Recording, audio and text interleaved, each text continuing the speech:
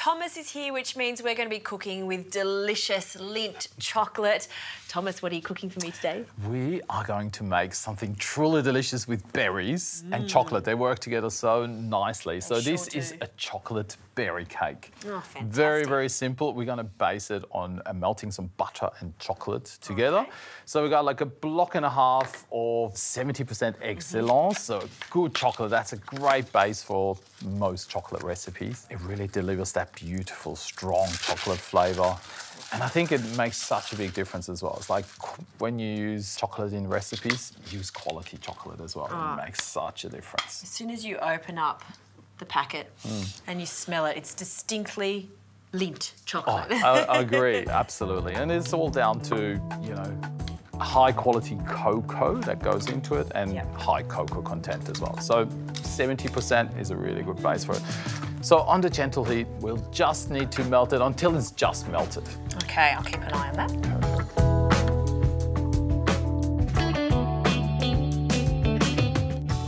All right, Thomas, that has just finished melting. Oh, it smells delicious too, no? Does it need to cool? Oh, it does indeed. Does that need to cool down at all or not really for this recipe? Yeah, because we're going to mix the eggs in, so we don't want it to be too warm for the eggs. But put it all into this bowl and that would actually cool it down relatively quickly as well. And the great thing about this cake, we're going to do individual small ones, so you can actually use it as a dessert, or you can make a large one as well, just the same.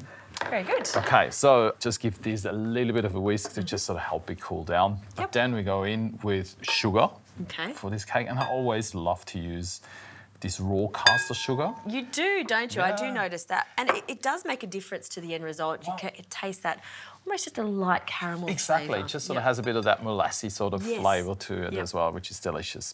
Almond meal, and then we just crack in the eggs as well. Yeah, I might get you to stir it. There we go. Eggs at room temperature is probably an important one as well. I guess with baking, it's one of those things where we want most ingredients to be the same temperature just so it just comes together easier. Exactly. And then we don't actually put any flour in, we just got a little bit of corn flour actually going in as well. So that's what helps to bind. And then to make it a little bit interesting and sort of help that berry flavour, we put in a little bit of blackberry liqueur. Oh, can I have a smell of that? Of course. It's beautiful. Straight in? Straight in, okay. So once they come out of the oven, we soak them a little bit more of that as well. Do you know, when I close my eyes and smell that, it reminds me of being at my grandmother's house in France. Oh, there we go. Yes, so we've just put in the liqueur and fresh berries. Fresh berries, and you can crush them almost a little bit as well and sort of mush the berries. But really, I use blackberries and raspberries, but whatever berries that you have. And it's even actually a really good way of sort of using berries that maybe not at peak anymore. Yeah, they're great for baking. So let's put all the raspberries in, yeah? Go for it. Let's put all of them in. Just to sort of make it a bit more chocolatey. Of course. You know, it's me. If you just grate a little bit of that chocolate in as well, so you have, or even just coarse chunks of chocolate would be good as well. Just so when they melt as it bakes, you get those little pockets of chocolate. Okay. So they can go straight in here as well. Amazing, look at that, a little rain of grated chocolate. Very good. And we're using a silicone mould here, which is really nice to use because it's just so easy to take them out once they're cooked. Transfers the heat as well really well in the oven as well, so really it's versatile. I love the little pattern too, which is nice when you flip them over. Yeah, so you have this indentation. It just sort of gives you a little bit of room to put some berries on, whipped cream, chocolate mousse maybe. Of course, why not? And if you don't have a mould like this, of course, you could just use a regular muffin tin.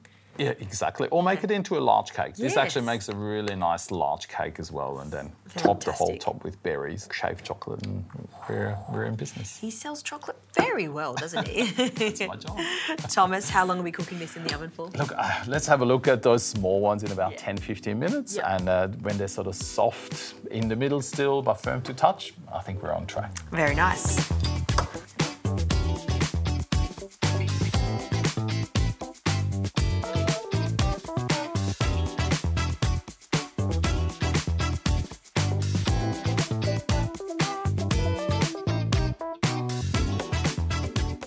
These look very cute indeed. Smell good too, no? They do. Now the big question, Thomas, will they come out easily? Of course they are. The pressure's on. Oh, too easy. That's the beauty of sort of silicone molds. They're perfect. Yeah. They look so good. I just love the little indent there. And like you said, you could fill that with some cream, some more chocolate if you want. Ice cream. There we go. Stunning. And then I might just put a couple more berries on. They're big berries, so they are indeed, yeah. And don't forget there's berries inside the chocolate cakes too, and those blackberries that we had, so you're gonna bite into that. And it's almost going to be like berry jam. Oh, look at that little cake. Perfect. Nice little berry bites inside as well. I got the berry. Perfect. I think it was a raspberry, and it's delicious with the chocolate. I need to bake more with berries and chocolate because it just works every time, whether you're baking with it or you're serving it with berries, just the best combination. Sweet and tart, but just harmonises together really nicely. Sweet and tart, that's exactly it. And it's just such a simple cake, and that's the pleasure of it because you're tasting the quality of the chocolate there. Oh, Thomas, you've done it again. Enjoy.